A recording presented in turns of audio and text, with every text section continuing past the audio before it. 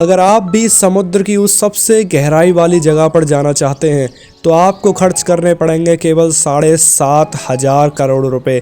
जी हाँ, मैं बात कर रहा हूँ प्रशांत महासागर की उस डीपेस्ट जगह पर जहाँ पर केवल आज तक 3 ही लोग जा पाए हैं।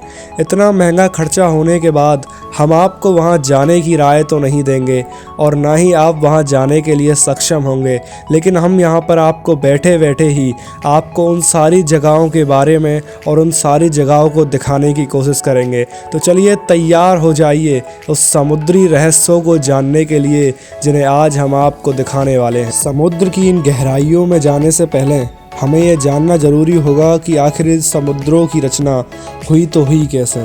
अगर वैज्ञानिकों की माने तो आज से 50 से 100,000 साल पहले बड़े बड़े उल्कापिंडों के धरती पर गिरने के कारण बड़े बड़े लावा के गड्ढे बन गए, जिनकी गैसेस के द्वारा बड़े बड़े गैस के बादल भी बन गए, जिनके कारण यहाँ पर धुआंधार वर्षा होने के कारण इन लावाओं में जब पानी का मिश्रण दोनों ही समाये तो उन्होंने समुद्र का रूप ले लिया।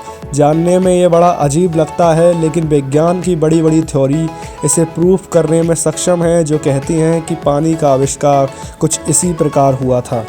समुद्र के अंदर ये रहस्यमयी खूबसूरती से भरपूर जो पेड़ पौधे आप देख रहे हैं, इनके बारे में जानकर तो आप तब तंग रह जाएंगे जब मैं आपको यह बताऊंगा कि आप जो ऑक्सीजन लेते हैं उसकी 70% की मात्रा की ऑक्सीजन ये पानी के यही पेड़ पौधे इस एटमॉस्फेयर में पहुंचाते हैं। जहां हम भारी पेड़ पौधों को इतना बचाने की प्रयास करते हैं, लेकिन हम ये नहीं जानते कि हम जिस जल को दूषित कर रहे हैं उसके ऑक्सीजन हमारे एटमॉस्फेयर में 70% है। अभी तक हम केवल इस पूरे संसार के 5% ही समुद्र के बारे में जान पाए हैं, जिसमें अनेकों प्रकार की अलग अलग जीव जंतु मौजूद हैं। अगर हम इस 5% समुद्र की बात करें तो इसमें लगभग 5,000 तरह के बैक्टीरियाज और लगभग 50,000 तरह के वायरसेस भी मौजूद हैं।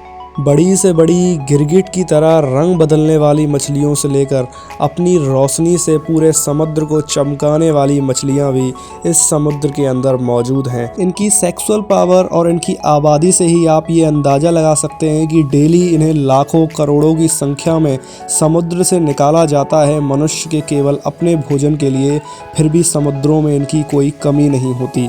कभी कभी आपके भी दिमाग में ये चीज़ें आती होंगी कि अगर मछलियों को इंसान खाना छोड़ देगा, पूरा संसार शाकाहारी हो जाएगा, तो मछलियाँ इतनी समुद्र में फैल जाएंगी कि पूरे समुद्र को वो अपनी गिरफ्त में कर लेंगी। उनकी जनसंख्या इतनी भारी हो जाएगी कि अगर थोड़ा सा भी पानी निकालेंगे तो उसमें भी मछलियाँ निकलेंगी। ऐसा कुछ नहीं होता। हर चीज़ नेचर के ऊपर डिपेंड होती है, हर चीज़ को नेचर अपने कंट्रोल में रखती है। अगर मैं आपको बताऊं, अगर ये पूरा संसार शाकाहारी भी हो जाएगा तो ऐसा कुछ नहीं होगा कि पूरी दुनिया में मछलियाँ ही मछलियाँ होंगी, हर समुद्र में मछलियाँ ही मछलियाँ होंगी।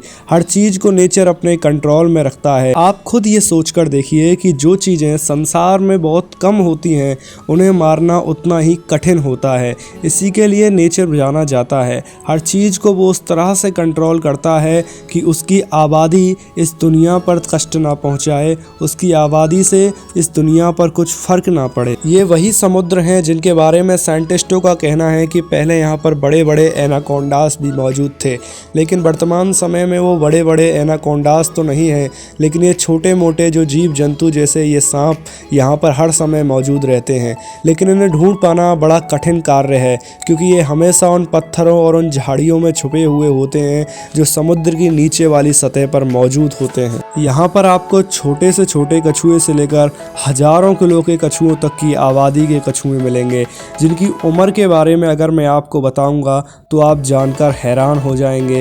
ये बड़े बड़े कछुए 200 से 500 साल की जीने की क्षमता अपने अंदर रखते हैं। हम आपको समुद्र की उस सबसे गहरी जगह पर ले जाने वाले हैं जो प्रशांत महासागर में मौजूद है और जहां पर जाने के लिए 7,500 करोड़ का खर्चा आता है और वहां केवल अब तक 3 ही लोग जा पाए हैं। यहाँ पर इतनी गहराई में जो जीव जंतु भी, जो मछलियाँ भी पाई जाती हैं, वो भी दिन में एक ही बार समुद्र की ऊपरली तह तक जा पाती हैं अपने खाने का का इंतज़ाम करने के लिए। उसके बाद उन्हें वापस नीचे आना होता है और वो कुछ रेयर ही ऐसी जीव जंतु होते हैं जो ऐसे एनवायरमेंटल कंडीशन में सरवाइव कर लेते हैं। ये बड़े बड़े और ख़तरनाक वोल्केनो जो आपने धरती के ऊपर देखे होंगे, इससे भी हज़ारों गुना ज़्यादा आबादी में ये समुद्र के नीचे पाए जाते हैं। ये लंबे समय तक आराम में रहते हैं, लेकिन उस समय जब ये अपने क्रोध की ज्वाला में जल रहे होते हैं और अपने लावा को निकालना शुरू करते हैं, तो आप ये अंदाज़ा ही लगा सकते हैं कि सबसे गर्म चीज़ जब सबसे ठंडी चीज़ से निकलते ही टकराएगी तो कैसा विस्फोट करेगी। अपनी इसी जलनशीलता के कारण ये बड़ी बड़ी लहरें लाता है और समुद्र के आसपास जो भी जगह होती है वो उसकी लहर की चपटों में आती है। इसी के कारण बड़े बड़े ढांचे बन जाते हैं, जैसी चाइना में ये एक गुफाएं मौजूद हैं जो अब टूरिज़्म के लिए मौजूद हैं। ये रंगीनता इनमें किसी लाइट के कारण नहीं है, ये वही लावा का जादू है जो यहाँ पर पाया जाता है। उस लावा और पानी के मिश्रण से ये ऐसा ढांचा बनकर तैयार हुआ है। अब यहाँ पर टूरिज़्म से चाइना काफ़ी पैसा कमाता है। तो बस गाइस, आज के लिए बस इतना ही। और भी ऐसे ही फैक्ट्स रिलेटेड वीडियोस के लिए चैनल को लाइक, सब्सक्राइब और शेयर करें।